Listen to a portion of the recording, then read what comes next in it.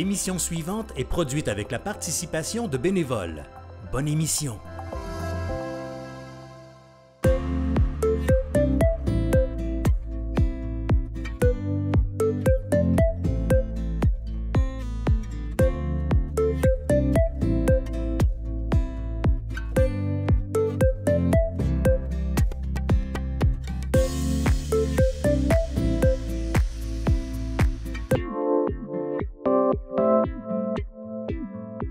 Bonjour et bienvenue à ma nouvelle émission Passion animale. Aujourd'hui, notre sujet du jour, c'est le dalmatien. Et notre charmante invitée, Jessica, comment ça va? Ça va très bien, et toi? Écoute, bien certain que ça va bien. Écoute, tu nous amènes ton dalmatien aujourd'hui pour nous en parler. Il s'appelle Dubrovnik. Et ça vient d'où, ça? Dubrovnik est une ville, en fait. C'est la capitale de la région Dalmatie, en Croatie. Oh, ça vient pas à Porte, ça, là? Ça vient pas à Porte. Quel âge qui est rendu, notre beau Dubro? C'est son petit nom... Son petit surnom. Son petit surnom facile, Dubro. Fait qu'il est rendu à quel âge? Il va avoir bientôt 9 ans. Ça vit longtemps? Ils disent en moyenne 12 à 15 ans. 12 à 15 ans, puis il a l'air tout en forme, tout jeune. C'est des races qui restent, je vais dire bébés, donc enfantins, très, très longtemps. Et c'est des races qui ont beaucoup d'énergie, donc là, présentement, il est beaucoup plus calme qu'il était, mais il reste quand même avec beaucoup d'énergie à revendre. Puis quelqu'un qui voudrait savoir un beau petit chien comme ça, c'est pas un petit chien pour faire du cocooning, puis tranquille sur le balcon ou à se bercer, là. Ça aime beaucoup les caresses, par contre, mais ça a beaucoup d'énergie et ça a besoin de dépenser son énergie. Faut que ça bouge vraiment. Faut que ça bouge. C'est pas un chien pour tout le monde, de par son énergie, de par son dressage, qui, vu que c'est un chien très énergique, qui a besoin de se dépenser, mais il est un peu expiègle aussi. Donc, le dressage peut être un peu plus difficile.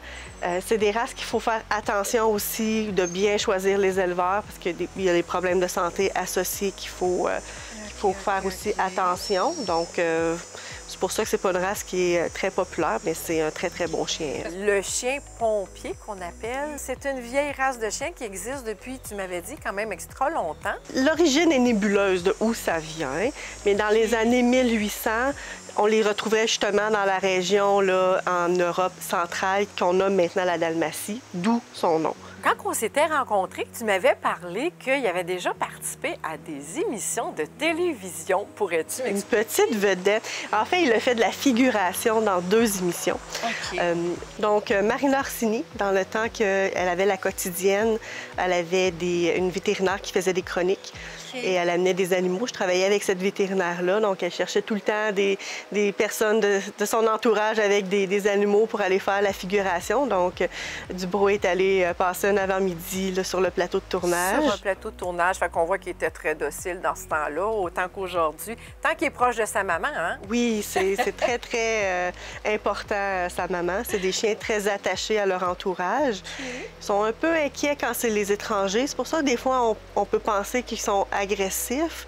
C'est juste qu'ils sont pas sûrs quand ils sont avec un étranger, mais il faut respecter ce comportement-là. Un petit peu des signes quand il n'est pas bien. Oui, c'est les signaux d'inquiétude ou de stress de chien, des regards inquiets, un petit mouvement de recul. Mais si on le laisse venir à nous, il devient vraiment ton meilleur ami. Bien, tu sais quoi, c'est ce que je pense. Il a l'air très, très, très friendly.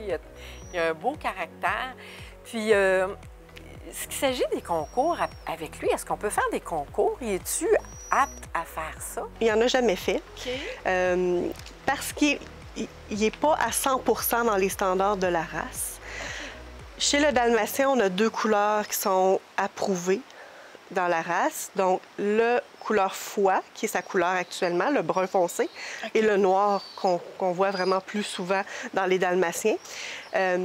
Les taches, c'est très important qu'elles soient très distinctes. Donc, de son côté, les taches, peut-être un peu trop de taches sur les oreilles, mais en général, c'est quand même pas si mal.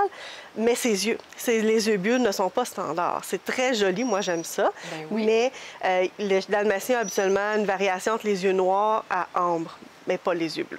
Pas de yeux bleus. Pas de yeux bleus, même si c'est très beau. On pourrait dire que c'est une anomalie au niveau du dalmatien. Oui, en fait, c'est une trop grande dilution parce qu'un dalmatien, il y a principalement du blanc. Le blanc, c'est une manque de pigmentation. Les yeux bleus, c'est une manque de pigmentation, donc c'est trop prononcé dans son cas. Bien, merci, Jessica. On va aller à la chronique vétérinaire et de retour dans quelques minutes.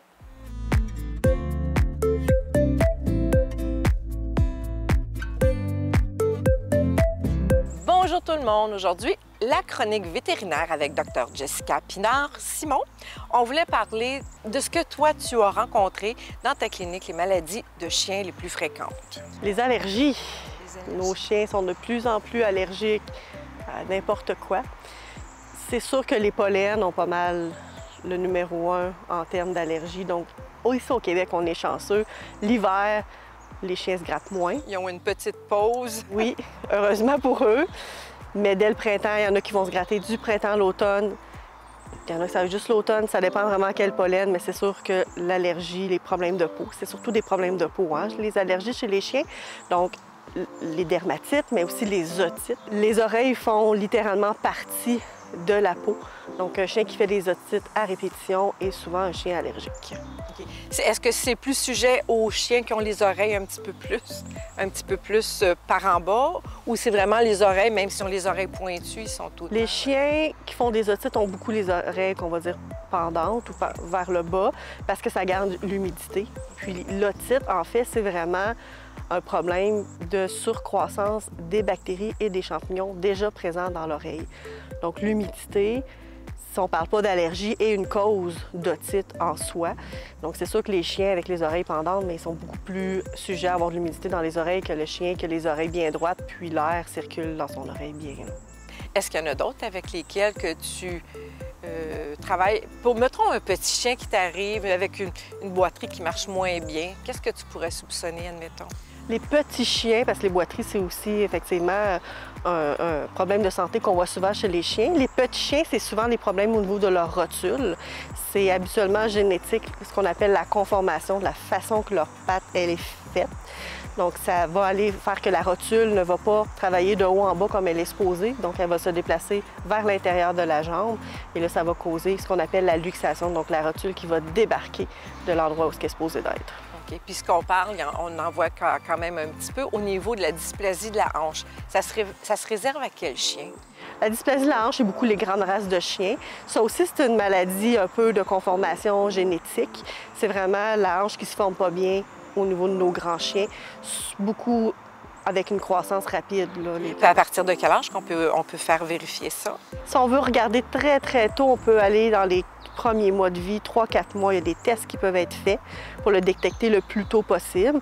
Le test final, si le chien n'a pas de symptômes, c'est vraiment à 2 ans. On fait des radiographies spécifiques pour aller déterminer si on a des changements ou pas. Quand on parle de petits chiens longs, mais courts, c'est quoi le problème qui peut arriver? Comme nos fameux teckels.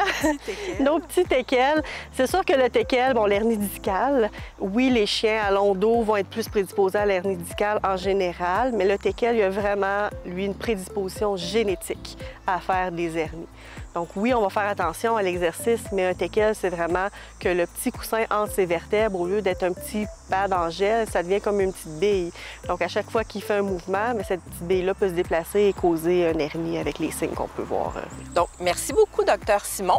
C'est ce qui met fin à notre chronique vétérinaire.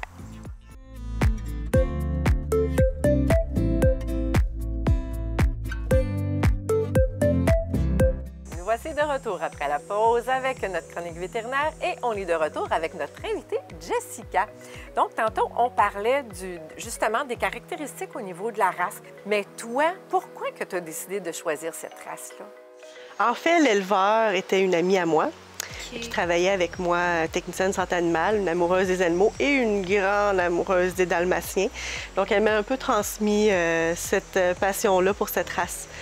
Moi, j'aimais beaucoup les bruns.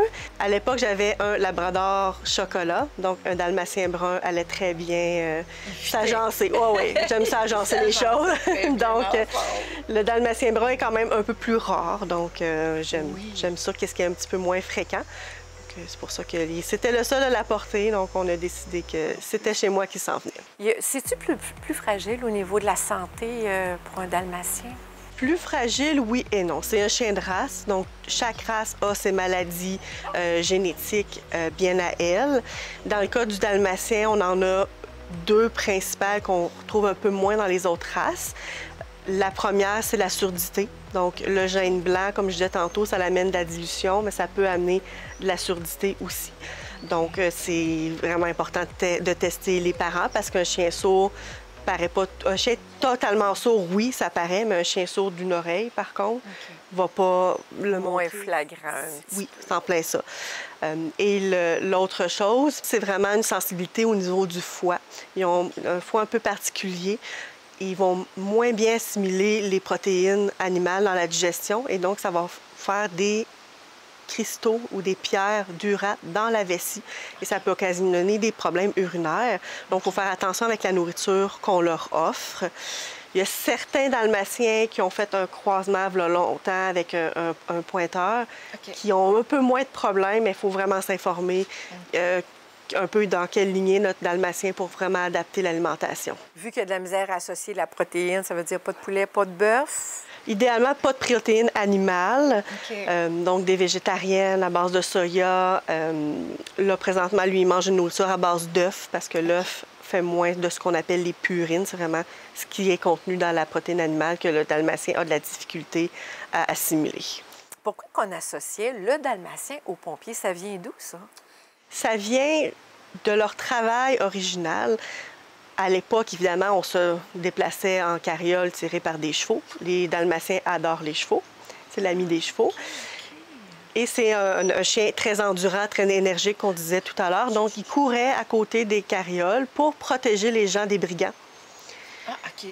C'était vraiment leur travail initial. Ils ont un petit côté protecteur aussi, donc très attaché, comme on disait, aux gens de notre entourage. Fait qu'il va vraiment protéger là, les gens là, qui font partie de leur famille. Quand ils sont arrivés aux États-Unis, à l'époque encore là, les pompiers étaient tirés aussi par les chevaux.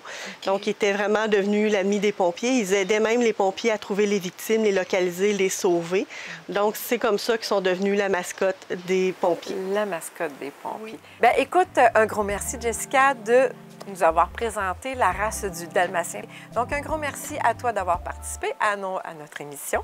Et nous, on se retrouve la semaine prochaine pour une autre émission Passion. Pour une nouvelle émission Passion animale sur Nous TV.